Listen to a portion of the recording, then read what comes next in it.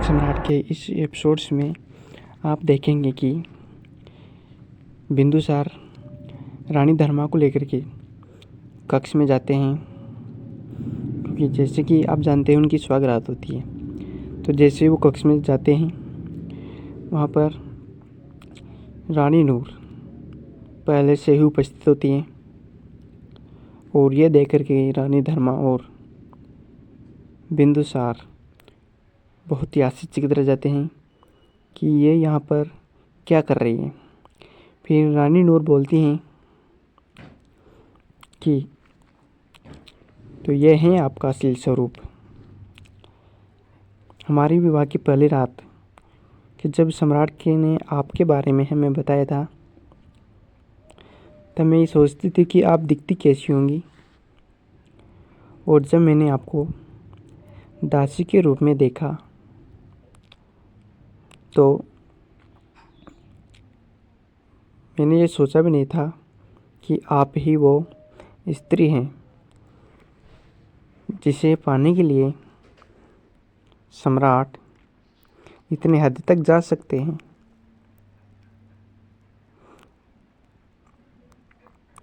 ये सब आपस में बातचीत करते हैं और रानी नूर कहती हैं कि मैं तो आपको यहाँ पर स्वागत करने के लिए आई थी। वो कहती हैं कि स्वागत है आपका रानी धर्मा।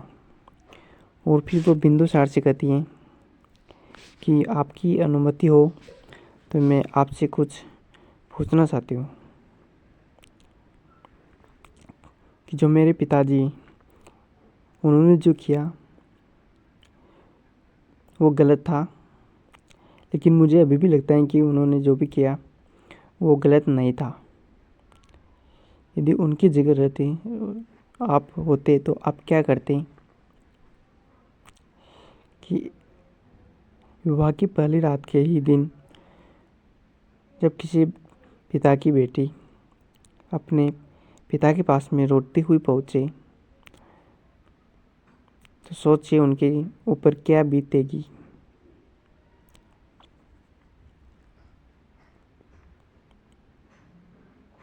और ये सब चल ही रहा होता है।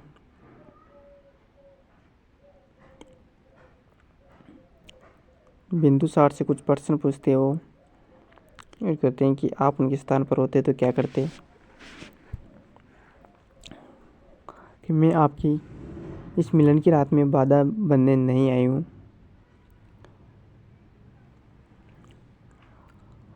और उनके कोई भी प्रश्न का बिंदुसार आंसर नहीं दे पाते हैं। तो कहते हैं कि आपकी चुप्पी का मतलब यही है कि आपने जो कुछ भी किया है वो बिल्कुल सही किया है, क्योंकि जो पति तो परमेश्वर होता है, वो जो भी करता है सब सही करता है। बिंदुसार और धर्मा ये सब खड़े खड़े वहाँ पर सुनते हैं। फिर नूर रानी धर्मा से कहती हैं कि ये जो महल है वो तुम्हारे जंगल से बहुत खतरनाक है। यहाँ पर फूलों की सैया तो बची होती हैं, लेकिन साथ में कांटे भी बिछे होते हैं। और इतना कह कर के वो वहाँ से चली जाती है रानी नूर। और फिर बिंदुसार रानी धर्मा से कहते हैं कि आप बिल्कुल भी फिक्र मत कीजिए, मैं आपके साथ हूँ। फिर दूसरे सीन में दिखाया जाता है कि राजकुमार अशोक भी अपने कक्ष में जाता है और वहाँ पर 3-4 जो दासियाँ होती हैं वो वहाँ पर खड़ी रहती हैं। उनमें से एक दासी के हाथ में जो दूध का गिलास होता है, दूसरी की दासी के हाथ में पंखा होता है और एक के हाथ में भोजन होता है। ये सब देख कर के अशोक उनसे पूछता है कि आप सब यहाँ पर किस लिए खड़ी हैं। फिर वो बताती हैं कि मैं आपके लिए दूध लेके आई हूँ ताकि आप भूखा नहीं सोए। और पंखे वाली बोलती है कि हम आपके लिए हवा करेंगे ताकि आप आराम से सो सकें। फिर अशोक कहते हैं कि मैं आराम से सो सकूँ इसके लिए आप चारों पूरी रात जागेंगी। तो वो कहती है कि हाँ। फिर अशोक कहता है कि नींद उनको नहीं आती है जिनको चिंता रहती है, और मेरा सारा चिंता ख़त्म हो गया है। और फिर वो उनको वहाँ से जाने का आदेश दे देता है अशोक, और वो वहाँ से चली जाती है। उसके बाद अशोक खिड़की से आचार्य चाणक्य की तरफ जाते हैं और वो सीन वहीं पर समाप्त होता है। दूसरे सीन में दिखाया जाता है जो राजमाता हेलेना है, उनके पास में रानी नूर आती है, और रानी नूर को देख करके वो कहती हैं कि आपकी आंखों में आंसू नहीं है, कि आपने आंसू बाहर ही छोड़कर आए हैं। इससे लगता है कि आपने अभी हार नहीं मानी है। और फिर रानी नूर कहती हैं कि जो मेरे पिताजी हैं उन्होंने कुछ भी गलत नहीं किया है, उनकी जगह कोई भी होता तो ऐसा ही करता। फिर राजमाता हेलेना कहती हैं कि यदि आपके पिताजी ने सम्राट के सामने अपना सच उगल दिया कि ये सब आपके कहने पर किया, तो फिर आपका क्या होगा। ये सब बातें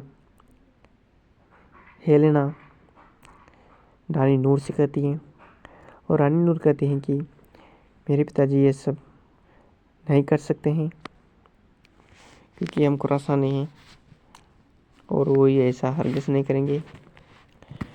और श्यामक का तो सम्राट बनना तय है। आपको पता ही है कि मेरे भाई ने पहले भी बलिदान दिए हैं, और अब तो रानी निश्चित हो गया है कि वो ही सम्राट बनना चाहिए। रानी हेलेना भी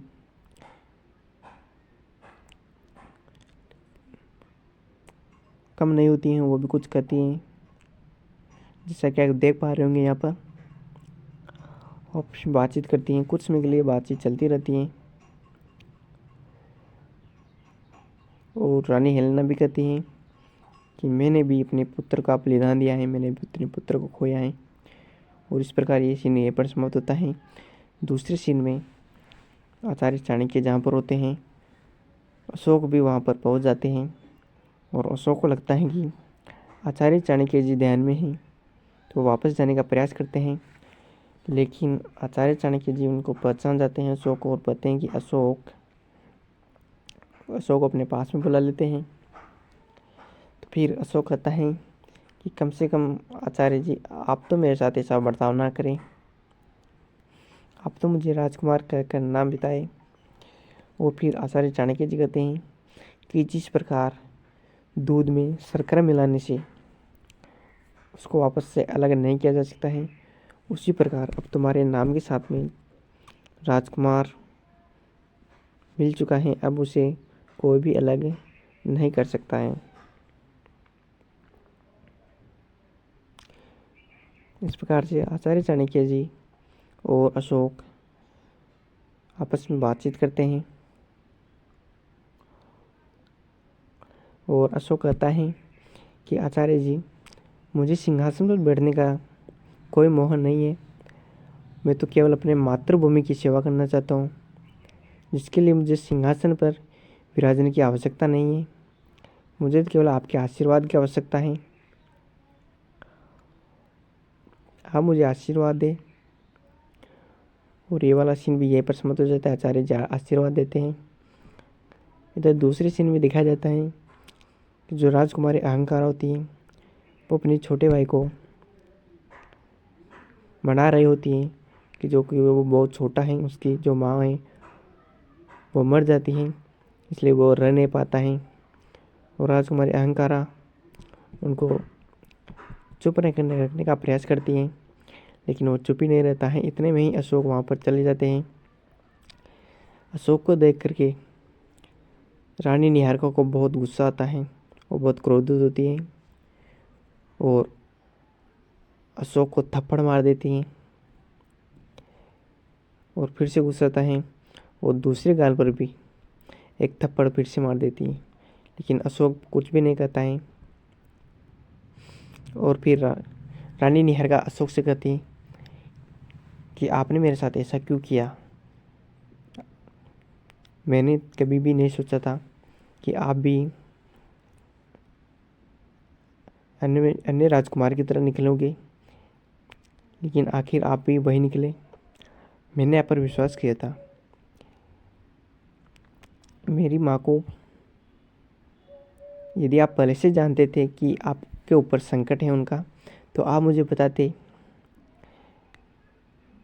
ये मेरी माँ इस प्लान में शामिल नहीं थी और उनके साथ आपको ये सब नहीं करना चाहिए था।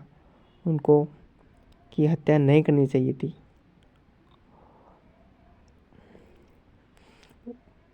यदि मारना ही था तो पहले मुझे क्यों बचाया।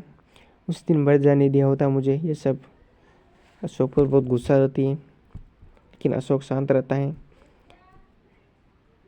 और उनके साथ में ही अशोक कहता है कि मैं आपके साथ हूँ, आपको चिंतित रहने की कोई आवश्यकता नहीं है। अशोक उनको दिलासा दिलाता है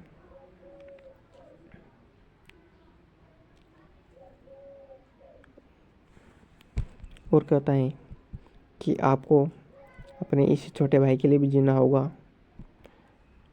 मुझे पता है कि बिना माँ के जीवन जीना इतना सरल नहीं है।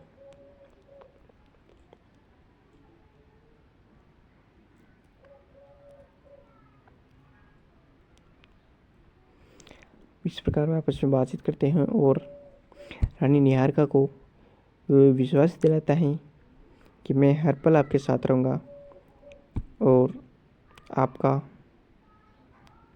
साथ निभाऊंगा। आपको जो भी प्रॉब्लम होगा मैं हर वक्त आपके साथ खड़ा रहूँगा और आपके इस छोटे भाई की रक्षा भी मैं करता रहूँगा। इस प्रकार ये वाला सीन यहीं पर समाप्त हो जाता है। दूसरे सीन में दिखाया जाता है कि जैसे ही अशोक रानी निहारिका के कक्ष से बाहर जा रहे होते हैं, तभी सुसीम वहाँ पर आ जाते हैं रास्ते पर और सुसीम कहता है कि इतनी रात को तुम मेरी होने वाली पत्नी के कक्ष में क्या कर रहे थे। फिर अशोक कहता है कि आप मुझे गलत ना समझिए भ्राता, जे आप जैसा सोच रहे हैं वैसा है नहीं। और फिर सुसीम कहता है कि मुझे भ्राता कहकर संबोधित मत करो। मैं जान चुका हूँ तुम्हारी नीयत को। तुमने मुझे पहले सच क्यों नहीं बताया। मैंने तुम्हें समझने में पहले भूल कर दी। सब कहते हैं कि तुम नीच ही नहीं, बहुत बड़े नीच हो तुम, और तुम अपने सिंहासन के लोभ पर, सिंहासन को पाने के लिए अपनी माँ के प्राणों को दांव पर लगा दिए। इस प्रकार वे आपस में बातचीत करते हैं, लेकिन अशोक कहता है कि ऐसा नहीं है, मुझे सिंहासन का कोई लोभ नहीं है। और जैसे ही सुसीम कहता है तो अशोक को बहुत गुस्सा आ जाता है। इस प्रकार ये सीरियल ये पर